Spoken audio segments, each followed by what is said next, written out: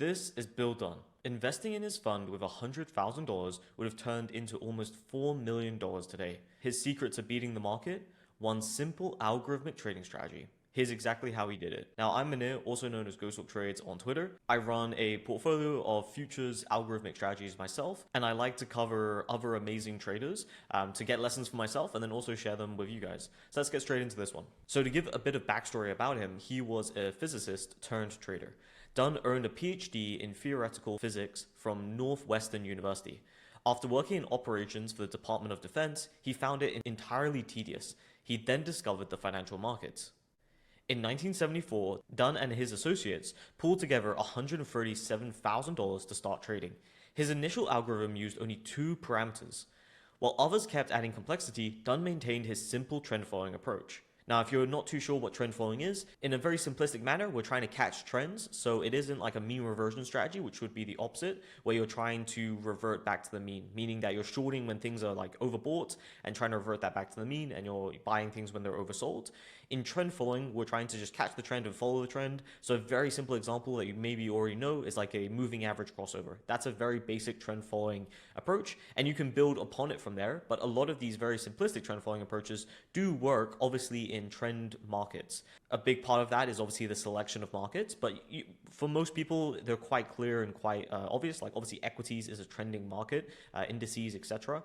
So those are approaches where trend following can be very advantageous. Now, his fund generated an average of 16.19% on an annual return basis, beating the SPY consistently. But as you can see, which I want you to focus on, obviously the returns is a huge part, and beating SPY, especially over this long of a time period, is incredibly impressive. Really try and think about, multiple decades, trying to beat through the SPY every single year, and you can consistently see he is above the SPY returns, which is just amazing. And then another thing I want to point out is his correlation coefficient. He has a negative correlation coefficient to SPY, which maybe if you're newer into trading, it might not seem that impressive. To have a very low correlation to SPY, especially when you're trading equities and things like that, is very difficult to do. So this was an incredible achievement, personally, when I'm looking over his performance. But also another thing to note is you can see it didn't come without drawdowns. A lot of things you'll see on this channel is me talking about realistic sides of trading. And a realistic side of it is that once you have an edge or you have your portfolio of strategies, a lot of it is just sitting through these drawdowns. They're going to happen. It's a part of trading. And we have to sit through that uncertainty. And as you can see, he did. I think to his longest period was about a 6-year period of being in a drawdown.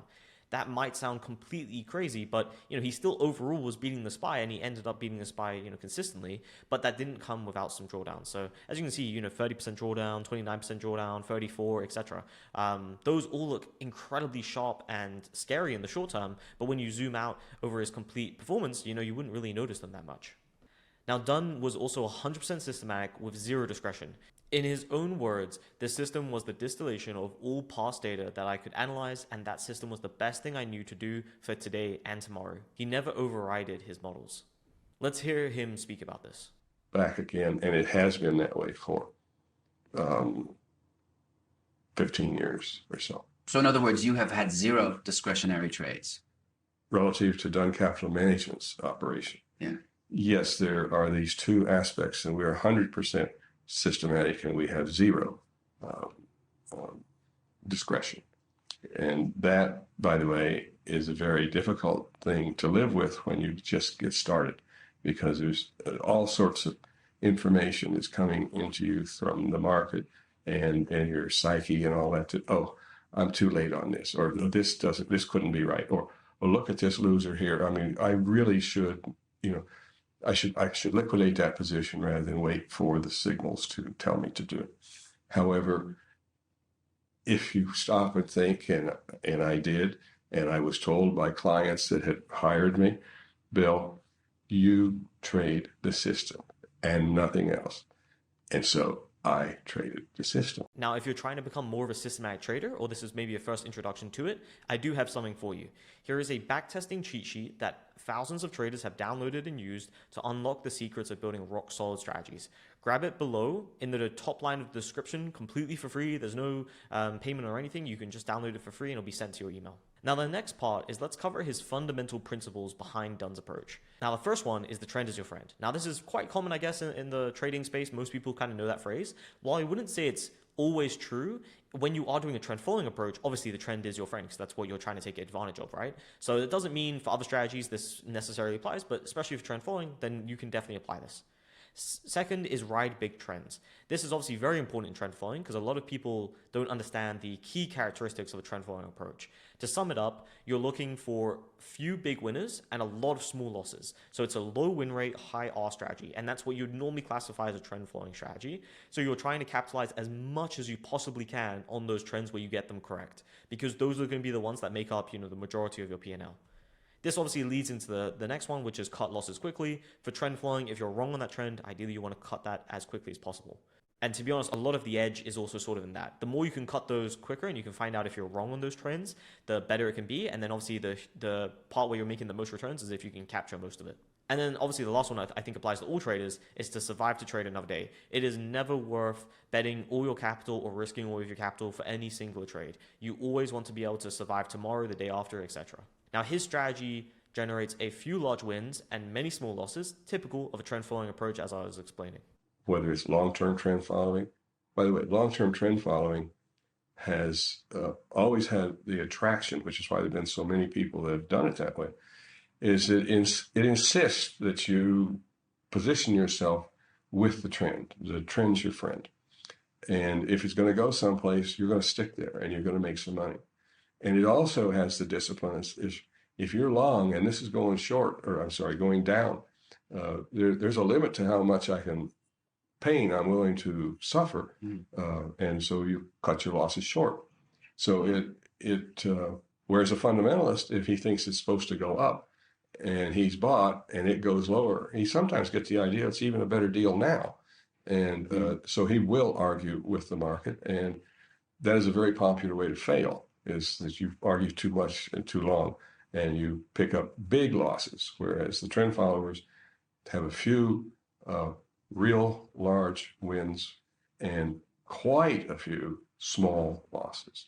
Next, we can see Dunn's approach demonstrated a low correlation to traditional markets. From November 1984 through December of 2014, during the 25 worst months for the S&P 500, when it lost more than 6%, you can look at the performance difference compared to Dunn's fund. And as you can see, it's pretty stark. Like, he is pretty much beating it every single time, where SPY is having a very rough month, and that is what you ideally want.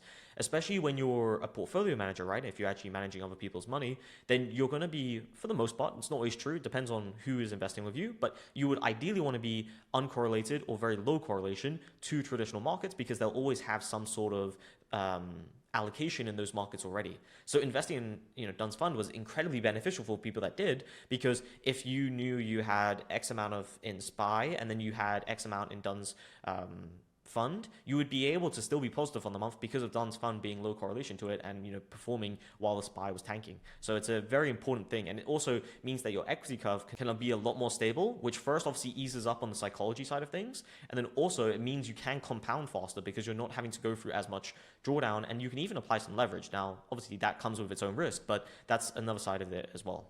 His next lesson would be build conviction through testing. When drawdowns inevitably occur, only those with deep conviction in their tested systems will stay the course. Without this, it is incredibly easy to abandon strategies prematurely or modify them at the worst possible time. This is personally why I believe backtesting is one of the key skills you need to know in trading, at least when you're trying to be a systematic trader like how I am, or if you're trying to be an algorithmic trader. If you don't have that skill down, it becomes a lot harder, and especially for people that are struggling with psychology, at least for me, at least how I solved that problem, or at least got further along with it, is I trusted more of the data behind it. I trusted my strategies because I backtested them properly, and not through like manual backtesting, like actual proper coded, doing multiple different robustness checks, etc. So let's hear that from Dunn as well. So the new aspiring technician needs to build the model, or the concept for the model that he thinks he can be comfortable with and trade. And then he has to do whatever testing is necessary to convince him that he has a sound grip on what his model will do, and that he is in a position to execute these trades for the long run, and he has enough background and backup and reserves that he will be able to do that and be able to look at the long term. And so it's a matter of personal commitment and discipline.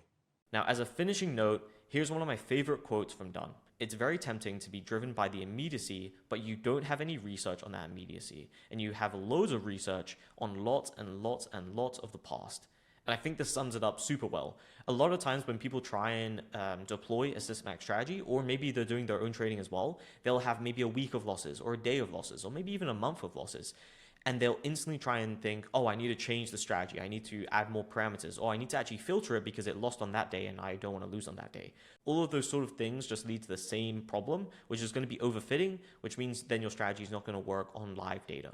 So as he says, you want to try and get away from that immediacy. You have no research on it. You have to wait for samples. And obviously, if a large enough amount of samples show this particular problem, then that's how you solve it. You go over it and you have enough data then to take action. But in that immediacy, you really have nothing you can do because you have no research on it. While it was difficult to get all the facts on Bill Dunn, there's just not that much out there about him. If I did miss anything, please let me know in the comments. I'm always willing to learn more about these sort of traders, and that's why I mainly write about them as well, because I think you can learn so much from people that have already done it or that have been trading for a long time, as they'll just have many lessons over those years. Now, if you find this type of content valuable and want more every single week, feel free to follow me on Twitter @GhostSwapTrades, or feel free to subscribe here, and I post at least 1 to 2 videos a week.